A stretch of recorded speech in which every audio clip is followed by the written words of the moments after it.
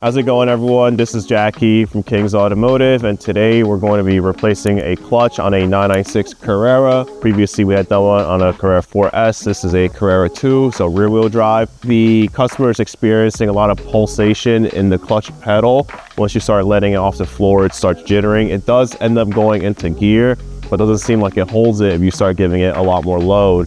So we'll take out the trans, see what the clutch looks like, and replace it. You will start by removing the plastic panels. These seem to all be T27s. That was a T25. A couple plastic 10s.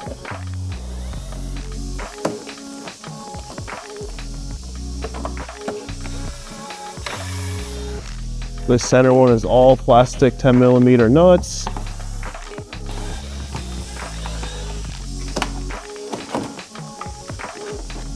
And in order to take this one off, this one is obscured by this panel. There's a plastic 10mm there. We'll take this off. Also, just pay attention to where you are lifting a cart from. We use, obviously, the factory lift points. Sometimes they can obscure the panels. Seems like we're gonna be okay for this one though. A couple Torx bits on the side. These are T25 for us. T27 for this one, but T25 works.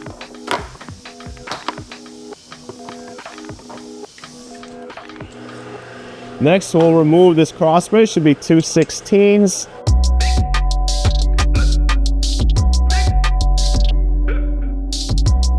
Next, we're gonna focus on disconnecting the axles. They're 8mm hex. They shouldn't be in there terribly tight. You do want to make sure your tool's all the way in there, so you're gonna strip it out. Should be a total of 6 per axle. With each axle, you're gonna have 6 8mm hex bolts. Just keep in mind it'll come off with a washer as well. Just keep them together. The axle can just hang out. And then for the passenger side, it's the same process. 6 8mm hex Allens.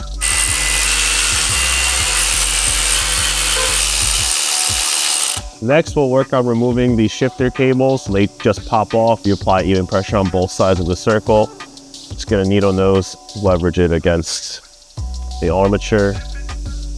There's a rubber washer insulator. Just make sure that stays on there. It's 2, one on the bottom, one on the top. And next, we'll have to unclip the cable from the bracket. These are tangs you pop out.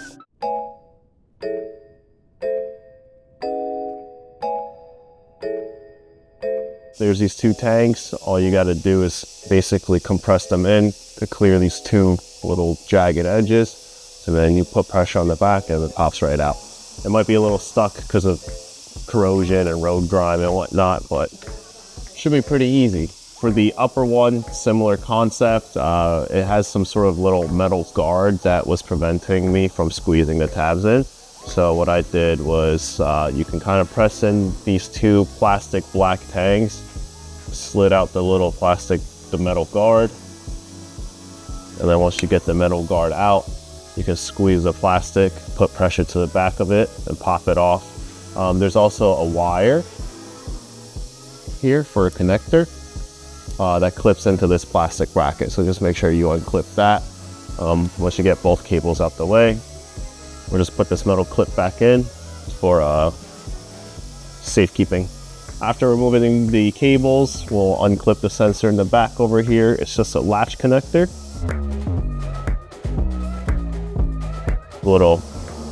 Unpull that, pull up, put it to the side.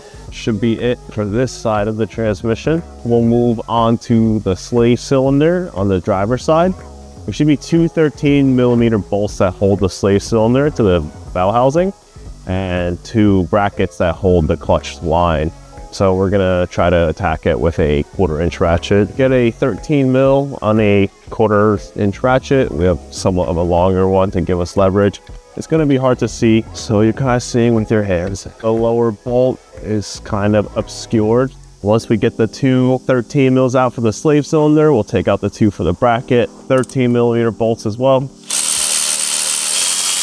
I like to put the bolts back into place as well for organization. I think the key to any moderately sized job is organization, so you don't spend hours looking and making trips to the hardware store. And then also being in doubt about the grade of hardware you're using, the length, dimensions, everything. A couple extra seconds saves a lot of time. After the slave cylinder, we'll focus on removing the trans mount. We're gonna get the trans jack underneath the transmission to support the weight, and we'll start taking out 1, 2, 3, 4. These cross bolts, and I believe we also have to drop this brace, so let's get into it. The 4 nuts in the rear here are 15s.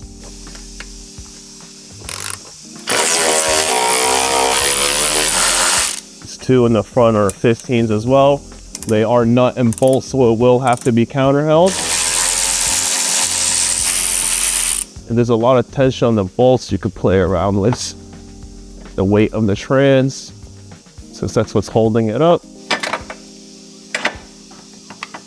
I'm pretty sure there's supposed to be like rubber insulation. Just be mindful, this trans had probably been out at some point. The owner claims that the IMS has been previously done. So maybe when they were taking it out, these went missing.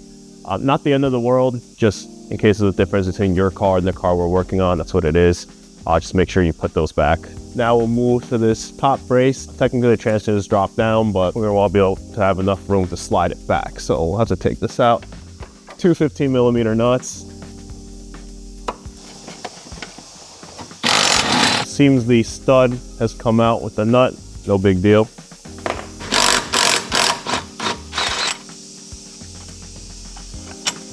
We're gonna leave this here actually.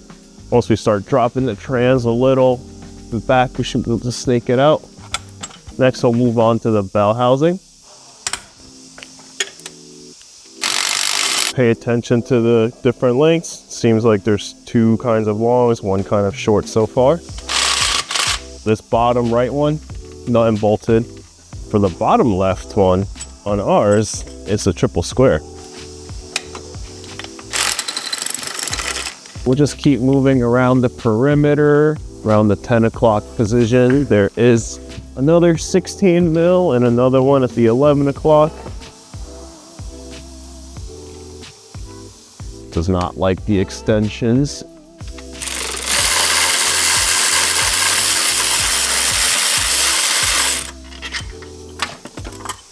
Okay, so these 2 are even longer than the 2 long ones, so we'll just make note that the extra long ones are on the passenger side.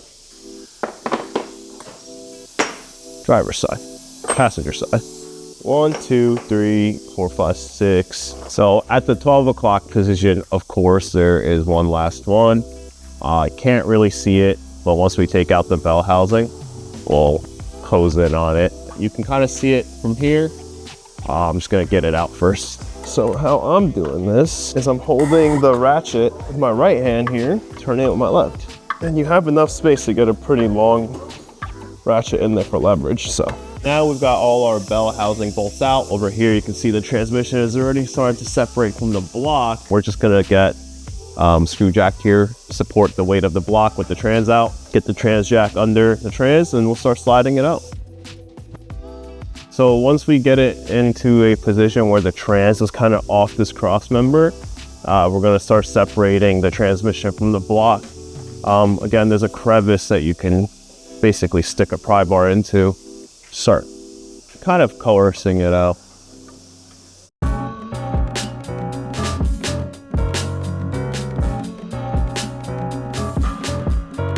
Now that we have the transmission out of the way, we're going to focus on taking off the pressure plate. Should be 1, 2, 3, 4, 5, 6 6mm hex bolts. Not on there very tight. We don't gotta go crazy.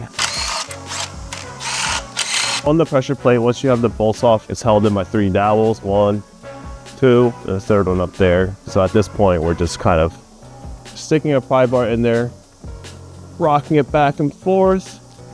Try to make it come off the dowel. It may seem like I'm going pretty hard, but I'm only going hard on the outer ridge. You're not really going to be able to damage the flywheel in the, let's say for some reason you're just going crazy on it. You're not really going to damage too much because the surface, that the functional surface of the flywheel is where the clutch currently is. So you're not even going to be able to get on that surface. Clutch looks pretty worn, almost down to the rivet here. See, it's basically on the rivet on this end. All I know is that this thing feels horrible in the car. Now that we have the transmission out, the clutch disc and pressure plate out, we're gonna work on removing these Torx bolts for the flywheel. T55, I'm just gonna gun them off. Obviously be careful gunning them, you don't want to end up rounding it out and it's a lot of breakaway torque. I usually just get it in there, hold the gun so it doesn't jump back and strip. For the bolts, we got new ones. You could tell they're stretch bolts. If you kind of look down, you can see where it's like super shiny, like the threads are pulled the other way essentially. And these bolts are pretty cheap. I think they're like $2 each or something like that. So just be prepared to replace them. Good marks.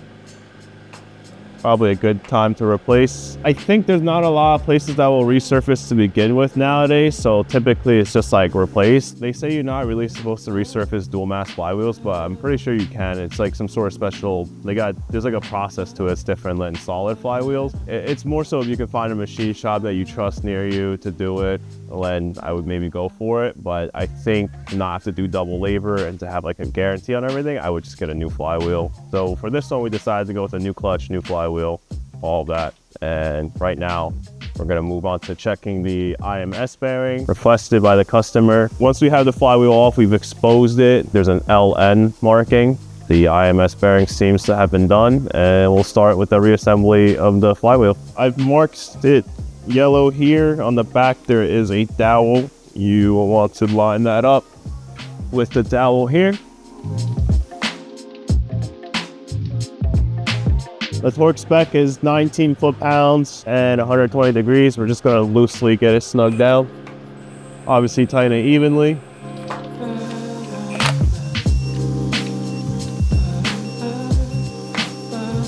So after 19 foot-pounds, we're going to torque every bolt to 120 degrees. We kind of just shoved the bolt in here, wedged it against the flywheel to hold it.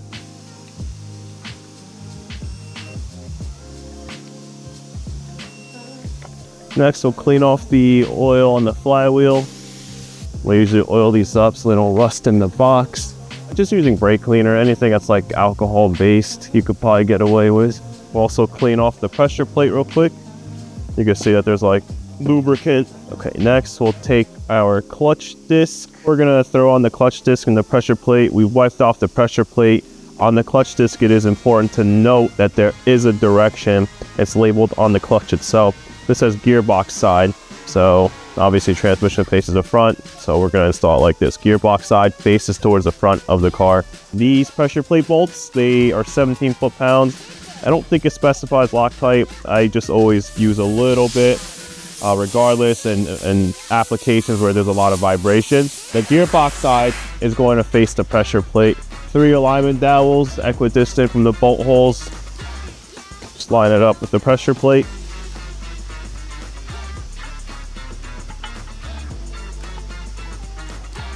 Just give it a couple taps to set it into the dowel. Now, once we get the pressure plate bolts in, we're just gonna pre-tighten them. We wanna make sure our flats of the pressure plate are flush with the flywheel. Right now, we're finding resistance against the dowels. We wanna basically tighten all 6 bolts evenly, get the flats down on the flats, and then we'll torque it to spec and check again. Once the pressure plate bolts are snug, we can pull out the tool and we'll tighten them down to 17 foot-pounds. These are 6mm hex.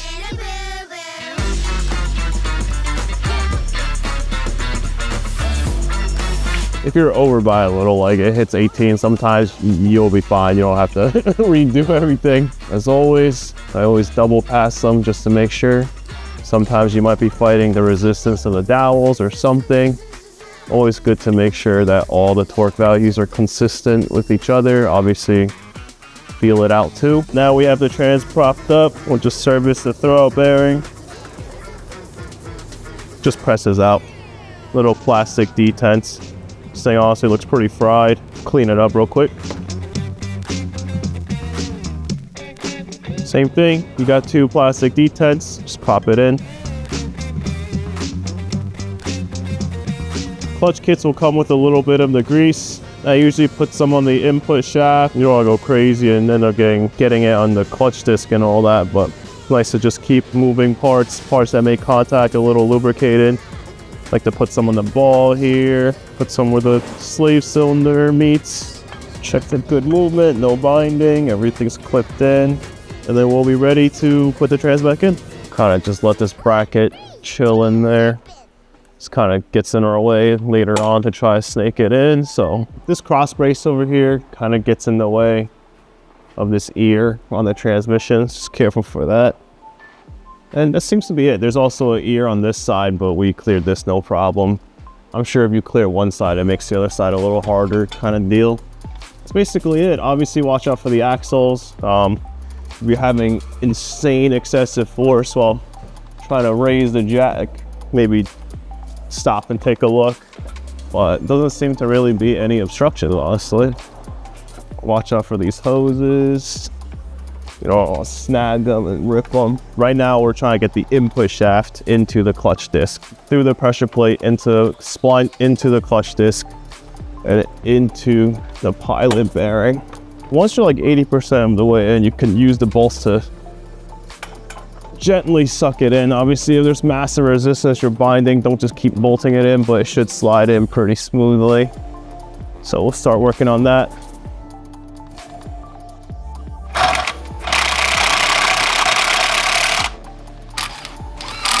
Right now, I'm just feeling for like binding the trans going in. Everything seems to be good so far. At the 5 o'clock, we have the 15mm nut and bolt. Around the 7 o'clock-ish is the triple square. The two super long ones, I already kind of put them in. That's at the 9 and 11 mark. And then at the 12 o'clock mark, you have the mid-length one. There's one super short one that goes at the 4 o'clock. Now they're all kind of threaded in. Lower the assembly so we have more space on top. So you want to try to thread in with your hand as much as possible. That way you're not over here turning a wrench forever. We're just trying to get to the 12 o'clock one. That one was kind of a pain in the butt.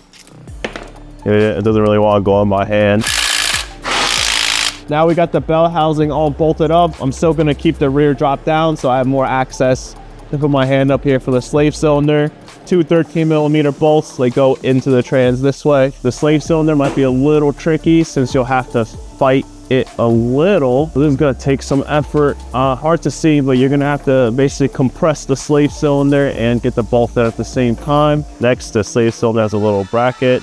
The bolts seem very long for a little bracket. Don't be alarmed. Just keep in mind, it also holds down the plate in the trans. That's why it's a little excessively long. Next, we'll mock this brace up. So the bolt comes in through the passenger side, out the driver's. These are nut and bolt. And we'll have these 4 nuts up here. Once that's all in, the trans is now supported. And we'll move on to bolting in the axles. After getting the mounts back in, we're gonna clip the shifter cables in. You should basically just slide in. Once you clip them in, I always just like to tug on them a little. Make sure nothing's gonna pop off. Don't forget the sensor in the back here. There's a little clip holder that's on the upper shift cable. Once you clip in the sensor with the clip in the wire. Next, we'll move on to the axles. These, I always like to Loctite them as well.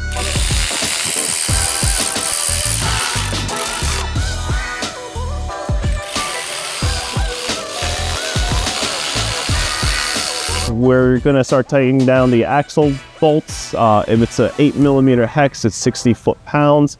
It's gonna feel a little hairy, but I think we're gonna be able to get there.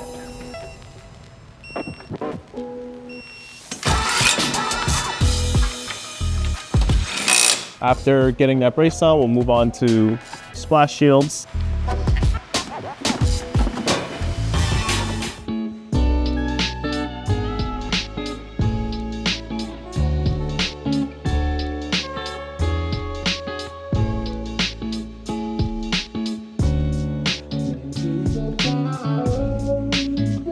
Feels good, feels normal. Engagement point feels solid, not too high off the ground, not too close to the top, not too low either. Clutch feels healthy, considering it's brand new. I don't hear any noises yet. We'll put some more miles on this to make sure we don't give the customer back a jacked up car. But so far everything feels good. My only previous driving impression of it was moving it like around the parking lot into the shop. Again, the clutch pedal will kind of like vibrate and it would like go into gear at like the very top. And I only ever moved it like 3, 4, 5 miles per hour top, so nothing with high load.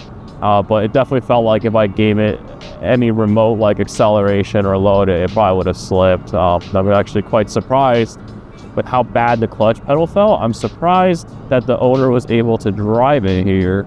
But you know, after this, he should be able to drive it anywhere without any worries. Oh yeah, shifter feels much better. I think it was just like needed some thinking. But yeah, this drives pretty good. No, that was fine. Just gotta be firm with it. This thing feels great. Test driving it, everything feels great. If this is a service that you're interested in, you can find us at 172 Glenwald Avenue, Bloomingdale, New Jersey, 07403. Also follow us at J Kings Auto, JKINGSAUTO on Instagram. Also, we can be reached at 973-668-3137.